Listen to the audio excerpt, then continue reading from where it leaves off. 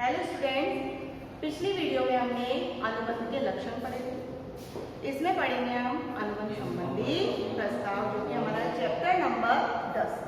ठीक है, सबसे पहले हमें पता होना चाहिए अनुबंध क्या है। तो अनुबंध बराबर यानी अनुबंध क्या है, ठहराव प्लस डायवर्जन द्वारा प्रवर्तित। अब हम कहते हैं कि ठहराव, क्योंकि हमने पिछली वीडियो में पढ़ा था लेकिन अब ध्यान में नहीं आ रहा। तो ठहराव क्या है, ठहराव है प्रस्ताव प्लस स्वीकृति।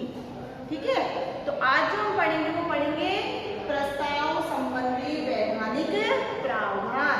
यानी अगर प्रपोजल रखा जाता है तो उस प्रपोजल के संबंध में लीगल जो नॉर्म्स है वो क्या क्या है। सबसे पहले में प्रस्ताव में कम से कम कितने लोग होने चाहिए, जो कि हमने लक्षण में पढ़े थे। प्रस्ताव में कम से कम 2 पक्षकारों का होना आवश्यक है।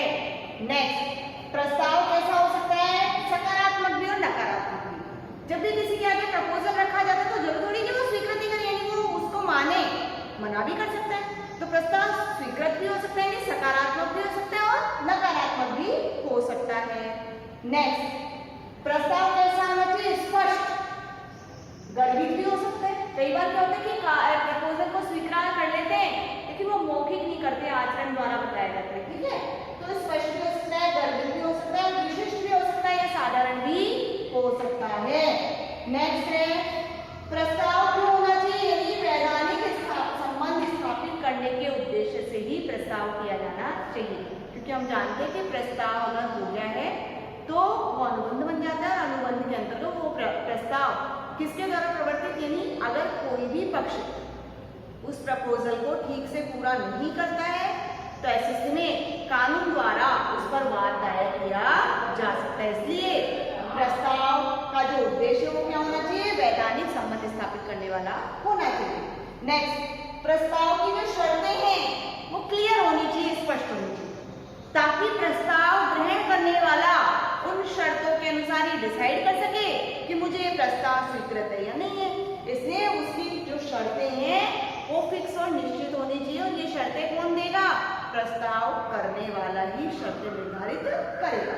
नेक्स्ट है, प्रस्ताव ग्रहीता को जानकारी।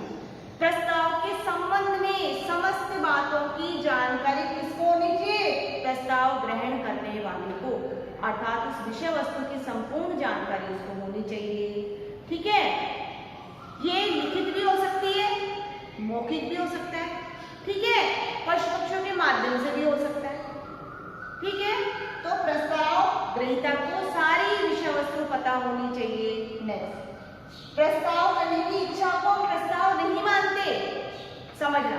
कई बार आता है कि पेपर में विज्ञापन आया, ठीक है, किसी भी एजेंसी को देने के लिए, तो जब विज्ञापन आया तो ये प्रपोजल आया है, तो प्रपोजल नहीं है वो, बल्कि प्रस्ताव है, यानी इच्छा है कि वो सामने वाला यानी कोई भी उसके साथ इस प्रकार का क्या करे, अनुभव। ठीक है, तो ये प्रस्ताव की इच्छा है, विज्ञापन है। कई बार टेंडर्स आते हैं, निविदाएं आती है, नीलामी की सूचनाएं आती है, तो वो प्रस्ताव करने की इच्छा है, वो प्रस्ताव नहीं माना जाएगा। अब हम पढ़ेंगे ये सारे पॉइंट्स हमारे पे, ये प्रस्ताव संबंधी प्रावधान कम से कम 2 पक्षकारों का होना, सकारात्मक नकारात्मक होना, स्पष्ट गर्भित विशिष्ट और साधारण होना, वैधानिक संबंध स्थापित करने के लिए होना, शर्तें निश्चित होनी चाहिए, प्रस्ताव ग्रहीता को सारी जानकारी होनी चाहिए, और प्रस्ताव की इच्छा को हम प्रस्ताव नहीं मानते। ठीक है, नहीं माना जाए। नेक्स्ट पढ़ेंगे हम स्वीकृति के संबंध में वैधानिक नियम। ठीक है, सबसे पहला है पूर्ण और शर्त रहित। स्वीकृति वो होती है जो पूर्ण होनी चाहिए, यानी क्लियर, हाँ मुझे आपका प्रस्ताव स्वीकृत है, इस तरह से पूर्णतः होनी चाहिए। किसी भी प्रकार की शर्त नहीं होनी चाहिए, अर्थात प्रस्ताव ग्रहीता उस स्वीकृति देने से पहले शर्तें नहीं रखना चाहिए, बिना शर्तों के होना चाहिए। तो पूर्ण भी होना चाहिए और शर्त रहित भी होना चाहिए। स्वीकृति की विधि निर्धारित होनी चाहिए, और ये विधि कौन निश्चित करता है, ये विधि जो निश्चित करता है वो है प्रस्ताव करने वाला।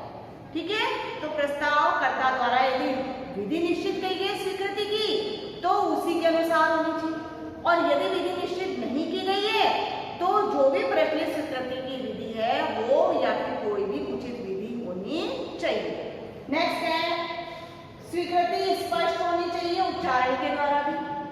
लिखित भी हो सकती है और आचरण के द्वारा भी हो सकती है। स्वीकृति होनी चाहिए स्पष्ट उच्चारण द्वारा, लिखित भी हो सकती है और आचरण के द्वारा भी हो सकती है।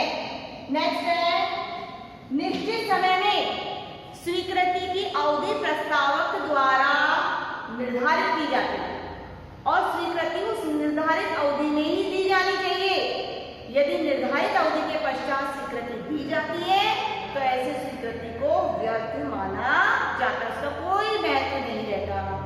नेक्स्ट है, प्रस्ताव की जानकारी, यानी जब भी स्वीकृति दी जाएगी तो उस स्वीकृति के संबंध में, ठीक है, उस प्रस्ताव की संपूर्ण जानकारी स्वीकृति देने वाले को होनी चाहिए, ठीक है।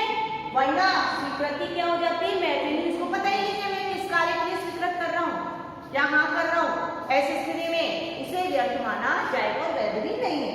नेक्स्ट है, स्वीकृति प्रस्ताव ग्रहीता के द्वारा ही दी जानी चाहिए, यानी जब भी किसी भी प्रस्ताव की स्वीकृति दी जाती है तो स्वीकृति उसी के द्वारा दी जानी चाहिए जो प्रस्ताव को ग्रहण करने वाला है, किसी अन्य पक्षकार के द्वारा नहीं, वरना यह स्वीकृति कैसी हो जाएगी, अवैध यानी वैध नहीं मानी जाएगी। नेक्स्ट है, प्रस्तावक द्वारा स्वीकृति की विधि तय होनी चाहिए। यदि स्वीकृति की विधि प्रस्तावक ने तय किया था, पहली बात तो निश्चित होनी चाहिए कि किस तरह से स्वीकृति दी जानी चाहिए। कई बार रिटन भी होती है, कई बार फोन के द्वारा भी होती है, ठीक है। तो स्वीकृति की जो भी विधि है वो अवश्य तय होनी चाहिए।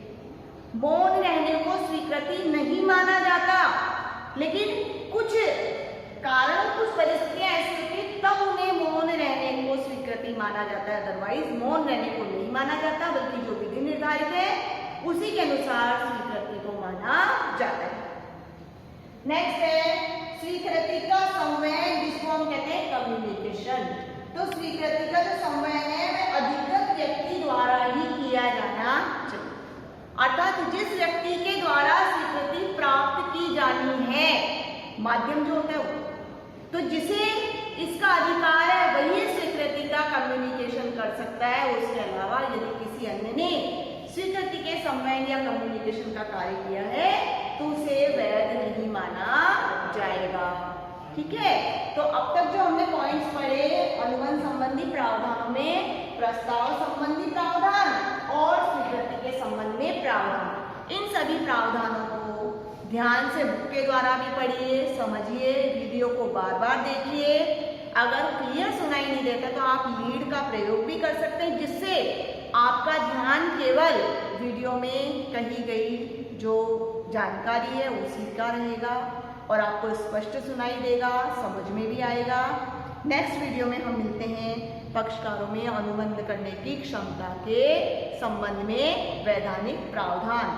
तब तक आप इस वीडियो को ध्यान से देखिए, समझिए और लगता है तो आप इसके संबंध में जानकारी भी, यानी आप व्हाट्सएप के द्वारा भी इसको समझ सकते हैं, फोन के द्वारा भी आप बात करके पूछ सकते हैं जो भी पॉइंट आपको नहीं आता। तब तक आप इसे ध्यान से देखिए। Okay, thank you.